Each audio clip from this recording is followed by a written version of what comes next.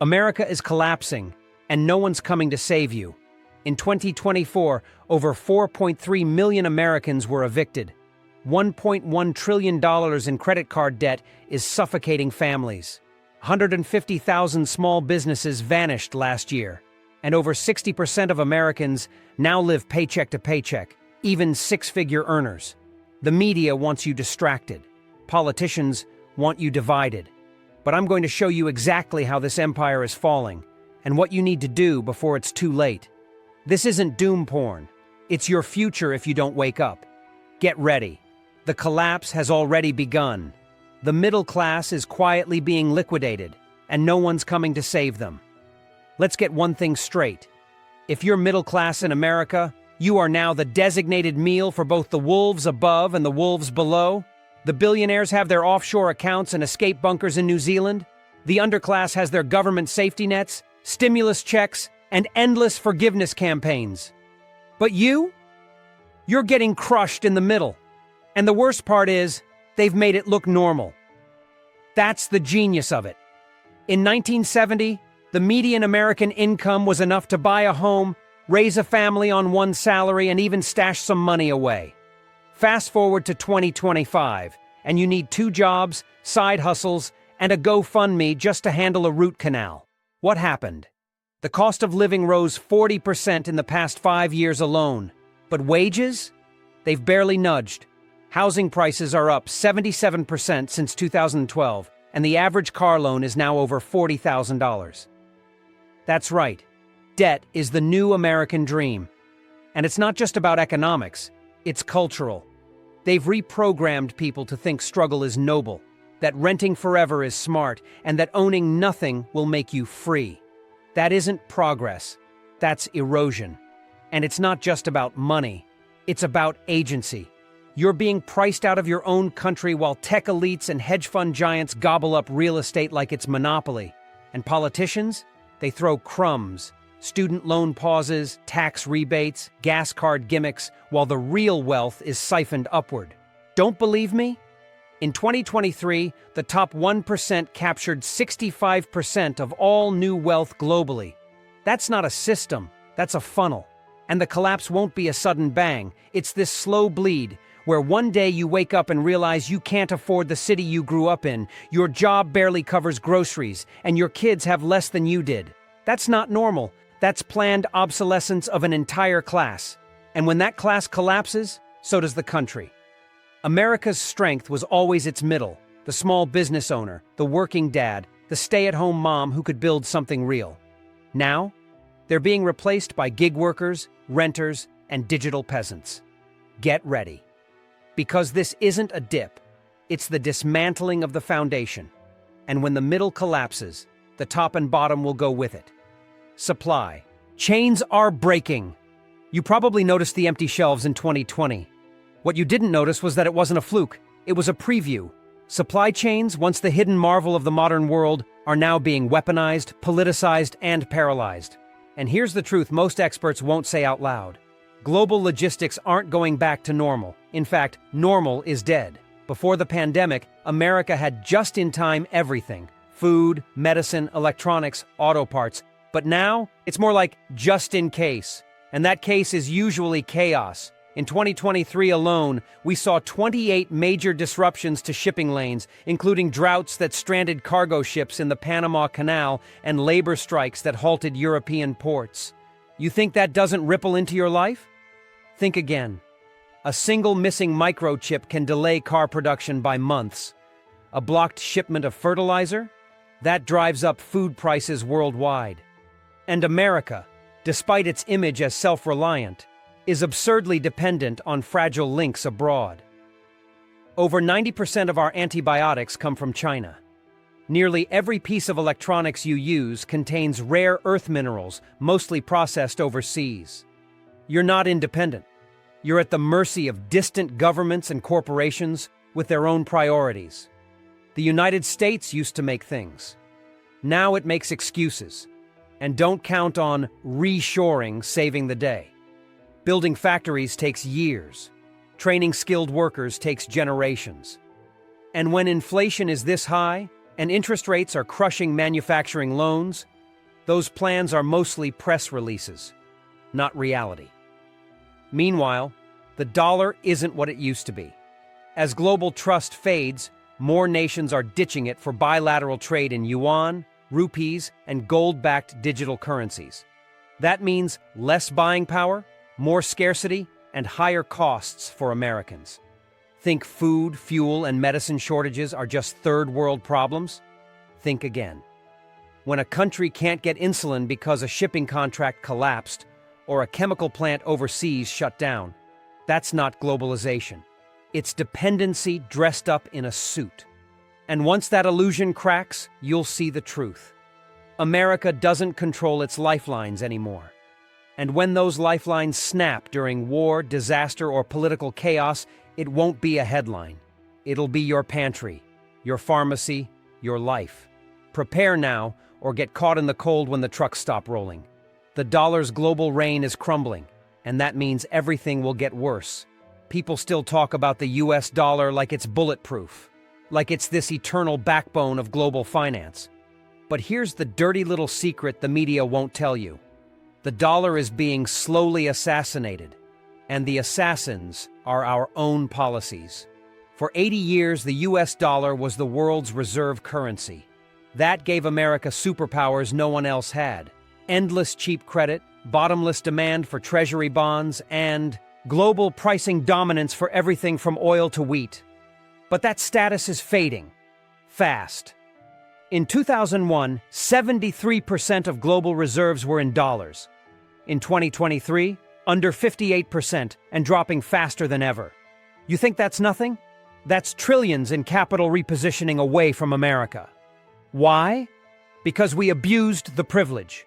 We weaponized the dollar, slapping sanctions on 39 countries, freezing assets like pirates, and using SWIFT as a political club. Countries like China, Russia, Brazil, and even longtime allies like Saudi Arabia are saying, no more. They're signing trade deals in yuan. They're buying gold at record levels. In 2022 and 2023 combined, central banks globally bought more gold than any time since 1950. They're not stacking it for fun. They're preparing for a post-dollar world.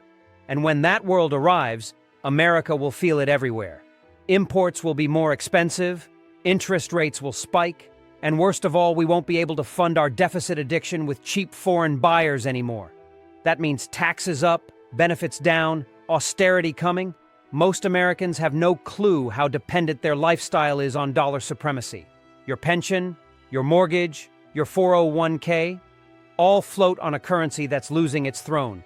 And when the dollar falters, inflation won't just tick up, it'll roar. Forget 2022's 9% spike. We could see 15-20% inflation in essentials: food, fuel, energy. And when that hits, the middle class will vaporize even faster. The US will print more money to cope, but that just makes things worse. It's a doom loop, a death spiral dressed as stimulus. If you're not preparing for life in a weaker dollar world, you're playing checkers in a game of chess. The collapse of American monetary dominance isn't hypothetical. It's underway. And once it crosses the tipping point, there's no going back. The surveillance state is here. You probably still think you live in a free country. I hate to break it to you, but you don't. Not really. What you live in now is a hyper-digitized, data-farmed surveillance grid that tracks what you say, what you buy, where you go, who you vote for, and even what emotions you're expressing. And no, this isn't science fiction. This is 2025. Since 9/11, surveillance has been sold to the American people as a tool for safety. But the war on terror turned into a war on privacy, and now you're the target. There are over 85 million surveillance cameras in the US, many equipped with AI-based facial recognition. According to Georgetown Law's Center on Privacy and Technology, more than half of US adults are already in facial recognition databases, without their consent. And it's not just cameras. Your phone, your car, your smart fridge, your Alexa, they're all leaking data. In 2023, the average American household was generating 147 GB of data per day. That's not just noise, that's fuel. Fuel for predictive policing, fuel for financial censorship, fuel for social scoring. The US government is working hand in hand with tech giants like Google, Meta, and Amazon, not to empower you, but to build a behavioral model that makes you more manageable, more compliant, more predictable. And now we're entering the era of central bank digital currencies, CBDCs, where every single transaction can be tracked, blocked, reversed, or taxed in real time. Pilot programs are already underway at the Federal Reserve. In other words, the digital dollar is coming, and it's programmable. Think you'll be able to donate to causes the state doesn't like? Buy prepping gear off-grid? Say something wrong on social media? Good luck. In the future, your money could be turned off with a keystroke. That's not freedom. That's financial obedience. And this isn't just speculation. It's already happening. In Canada, bank accounts were frozen for truckers who protested. In the US, PayPal has already implemented fines for misinformation. Big tech has become the enforcement arm of a corporate-government merger that no one voted for. You are not free. You are monitored, cataloged, and conditioned. And as economic collapse deepens, expect this apparatus to tighten its grip. Desperate governments don't give back power, they expand it. The surveillance state isn't a side effect of collapse, it's a symptom, and it's only going to get worse. America's infrastructure is decaying like a forgotten empire. You want to see collapse in real time? Just drive anywhere. America's roads, bridges, water systems, power grid, once the envy of the world, are now crumbling like the ruins of some forgotten empire. And the scariest part? We're not fixing it, we're patching it. According to the American Society of Civil Engineers, the US scored a C on its last infrastructure report card. That's not a passing grade, that's a slow-motion death sentence. Over 43,000 bridges are structurally deficient. Over 2,600 dams are at high risk of failure. The Northeast power grid, which serves tens of millions, still relies on 1970s transformers. Our water systems leak 6 billion gallons a day, and over 10 million homes still get their water through lead pipes. This isn't some abstract policy problem. This is what happens when you flush trillions into endless wars, bloated bureaucracies, and financial bailouts while ignoring the literal bones of your civilization.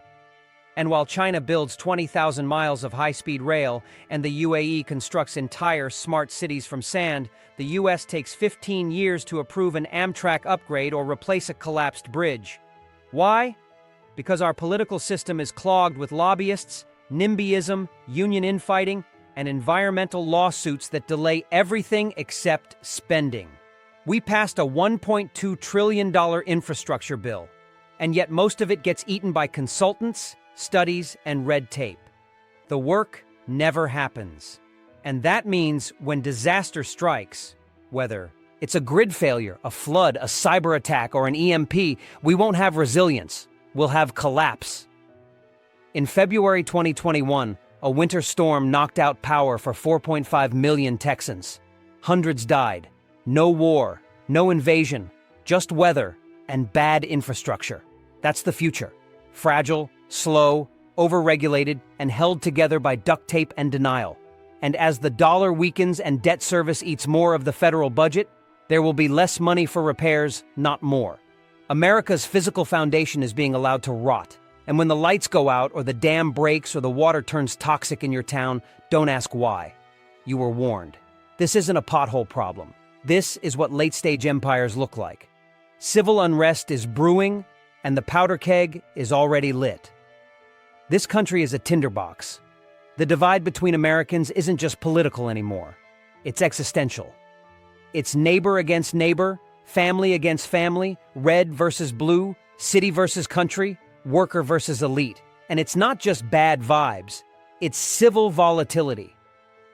According to a 2024 Pew survey, 72% of Americans believe the country is headed toward political violence. And that's not hyperbole, that's expectation. People are gearing up, literally. Gun ownership has hit record levels, with over 21 million background checks for firearms in 2023 alone. And what's even more concerning? More than half of those were first-time buyers. Why are so many Americans arming up? Because they don't trust the system.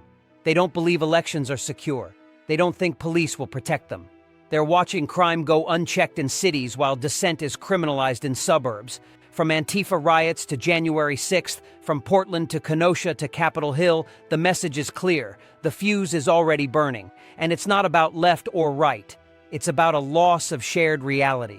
When people can't agree on what's true, when media becomes a propaganda machine, when trust in courts, schools, and Congress hits all-time lows, what do you think happens? Social cohesion dissolves, the rule of law becomes selective, and then the mobs appear. Political leaders, instead of calming the storm, are feeding it. They use outrage as a tool. They pit groups against each other to hold on to power. But this isn't sustainable. You can't run a nation of 330 million people on fear and tribalism forever. And when the economy tightens, when inflation bites, jobs vanish, food stamps dry up, and eviction notices multiply, that unrest will go from digital to physical. The Brookings Institution already predicts significant urban instability during the next major economic downturn. That's not a theory. That's a warning from the elites themselves. The American collapse won't look like the Soviet Union. It'll look like Ferguson, January 6th, and the LA riots, everywhere, all at once. And when people get hungry and hopeless, ideology goes out the window. Violence becomes a language. You'd better be ready. The American dream has been replaced with a subscription model. You remember the American dream, right? Own a home, raise a family, retire with dignity. Well, blink, and it's gone. Not transformed, not upgraded, replaced. And what did we get in its place? A digital leash and a monthly payment plan for survival. This is no longer a nation of owners. It's a nation of renters, leasers, borrowers, and subscribers. The average American household today pays over $1,000 a month in subscriptions alone. From apps and phones to streaming services, car leases, even software to use your own appliances. And now, companies like Ford are rolling out subscription-based seat warmers. You read that right. You own the car. But if you want warmth in winter, that'll be $14.999 a month. The same logic is seeping into housing. Corporate landlords like BlackRock and Invitation Homes now own tens of thousands of residential properties and are buying up single-family homes with cash, outbidding regular Americans, and renting them back at inflated prices. You will own nothing, they say, and you will be happy. But it's not just a meme, it's policy. Zoning laws, inflation, and wage stagnation have locked millions of millennials and Gen Z out of ownership. In 1980, 51% of young adults owned a home. Today, just 36%. That's not market fluctuation. That's a generational theft. And it's not just housing. Try starting a small business in America in 2025. Between permitting, taxes, insurance mandates, environmental compliance, and federal regulation creep, you'll drown in red tape before you print your first invoice. Meanwhile, tech monopolies grow unchecked, feasting on user data, manipulating consumer behavior, and charging you to access the very content you created. It's a parasitic loop, and you're the host. And in this model, debt isn't a burden, it's the business plan. The average American now holds $59,580 in personal debt, not including mortgages. From student loans to buy now, pay later schemes, everything is financed. You're not a citizen, you're a consumer unit. An algorithmically optimized node in a system that feeds off your despair and calls it freedom. And the moment you stop paying, everything stops working. That's not capitalism. That's digital feudalism. The dream is gone. What's left is a subscription to survival, with no unsubscribe button. The collapse of competence is turning the US into a managerial nightmare. It's not just that America is declining, it's that it's being mismanaged into oblivion by people who have no clue how anything actually works. We are witnessing the collapse of competence in real time. The bureaucrats don't build, the CEOs don't create, the politicians don't lead. They shuffle paper, launch PR campaigns, and blame the public when things break. In the 1960s, America sent a man to the moon with computers less powerful than your microwave. In 2025, we can't even build a functioning website for healthcare enrollment or get a passport renewed in under 6 months. What happened? We replaced engineers with DEI officers. We swapped tradesmen for TikTok consultants. Our public institutions are so bloated with red tape and risk aversion that they literally cannot solve problems anymore, and it's killing us. The FAA still relies on 40-year-old software to manage air traffic. Our military recruitment is so broken they're using TikTok influencers to beg teenagers to enlist. And in the meantime, we're handing out billions in contracts to defense giants that haven't produced a functioning new aircraft in 30 years. Do you know how many major infrastructure projects in the US are behind schedule and over budget? All of them. It takes 17 years to build a rail tunnel. By contrast, China just built a 250 million pro high-speed rail line in 2 years, across 100 miles. It's not just about money, it's about capacity. And we've lost it. We've turned our society over to HR departments, lawyers, and bureaucrats. They hold endless meetings about equity and inclusion, but nobody can fix the damn pipes. And this collapse of competence isn't just annoying, it's fatal. Look at East Palestine, Ohio, a toxic train derailment. Weeks of confusion, no clear federal response. People poisoned, lives destroyed, no accountability. That's what happens when your entire managerial class is trained to talk, not do. It's systemic, it's embedded, and it's terminal. When a society can no longer maintain the systems it relies on, food, water, transport, energy, collapse is inevitable. Not because of invasion, not because of climate, but because the people in charge don't know how to turn a wrench. You can't survive on slogans, and you definitely can't survive on PowerPoints. You need builders, you need thinkers, and we've outsourced both. America is addicted to empire, but it can no longer afford the high. The United States doesn't know how to stop being an empire. Even as its cities crumble, its currency weakens, and its population fractures, it still staggers around the globe like a drunk king, picking fights, funding coups, policing oceans, and writing checks it can no longer cash. The US spends more on its military than the next 10 countries combined, over $886 billion in 2023. And for what? Endless wars, bases in 80 countries, and a surveillance state that's more obsessed with dissidents than actual defense. Afghanistan? A $2.3 trillion disaster. Iraq, another $2 trillion black hole. And yet we still fund NATO expansion, poke nuclear bears like Russia, and pretend we can outmanufacture China in a war we don't have the infrastructure to fight. This is late-stage empire madness. Rome did the same thing. Blew its treasury maintaining faraway garrisons while its aqueducts collapsed. Sound familiar? And what happens to an empire that won't let go? Even when it's bankrupt, it turns inward, weaponizing its military machine against its own people. Think that's conspiracy? Read the Pentagon's own documents.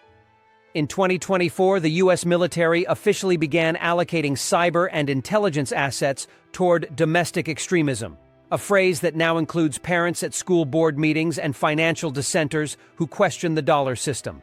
They're building a digital counterinsurgency, and guess what? You're already on the map. Meanwhile, your schools have police, your phone tracks your speech, and your taxes fund drone fleets while your neighborhood bridge collapses into the river. This is the empire in freefall, robbing its own citizens to maintain the illusion of global supremacy. But the world isn't buying it anymore. BRICS is expanding. Trade deals are bypassing the dollar. Even France, the land of berets and diplomacy, just signed a major LNG deal in Chinese yuan. America is trying to rule a planet that's already moved on. But instead of adapting, it doubles down. More bases, more aid to Ukraine, more weapons to Taiwan, more lines in the sand. But what happens when the money runs out? When treasury auctions fail? When interest payments consume half the federal budget? That's when the empire collapses. Not with a bang, but with a withdrawal. America is addicted to power, but the dealer's cutting the supply. And when the high ends, so does the empire. The soul of the nation is gone, and it's not coming back. This is the collapse they don't show in charts. It's not GDP. It's not the debt clock. It's not even the dollar. It's the soul, the spirit. the identity of what it once meant to be American.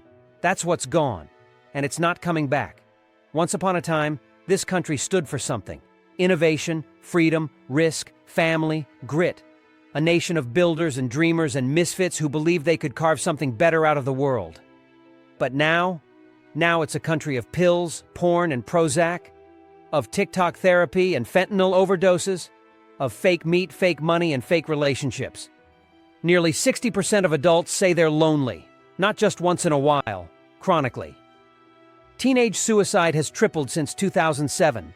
Birth rates are at historic lows. Marriage rates are cratering. Churches are empty. Families are fractured. Community is dead. The center isn't holding because the center doesn't exist anymore. We were sold the lie that everything could be digitized, that screens would replace connection, that pleasure could replace purpose. But deep down, people know something is wrong. They can feel it. That pit in your stomach when you walk through a dead mall. That eerie silence in a once bustling town. That rage you feel when you see another kid in pajamas begging on a sidewalk while Congress argues over sending billions to foreign wars. It's not just decay. It's demoralization. A nation that no longer believes in itself. That's why the collapse is irreversible. Because when the story of a country collapses, everything else follows. When people stop believing in the future, they stop building. When they stop building, everything breaks. And when everything breaks, people get angry, then desperate, then violent.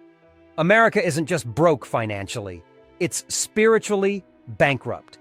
It has no cultural North Star, no shared values, no common ground. It's been replaced with tribalism, resentment, and mental illness. The politics reflect it. The economy reflects it. Even the architecture reflects it. Soulless strip malls, gray high-rises, concrete everything. Beauty is dead, art is mocked, history is erased. There's nothing to fight for because there's nothing left to believe in. That's the final stage of collapse. Not war, not famine, but apathy. The moment people stop caring whether their country survives is the moment it doesn't. And we're already there. The signs are everywhere, but most people are still asleep. They think the government will fix it. They think the economy will bounce back. But you know better. You see what's coming. You feel it. Every time the grocery bill spikes, every time the rent goes up, every time another city falls into chaos. Now is the time to act. Protect your money, protect your family, build your exit plan before they shut the door. If you made it this far, you're not the average viewer, you're the 1% that gets it. So hit that like button, subscribe, and drop a comment below. What are you doing to survive the collapse? This is just the beginning, and in the next video, I'll show you how to disappear from the system before it takes everything from you. Stay alert, stay dangerous. We're not waiting for rescue, we're building the lifeboat.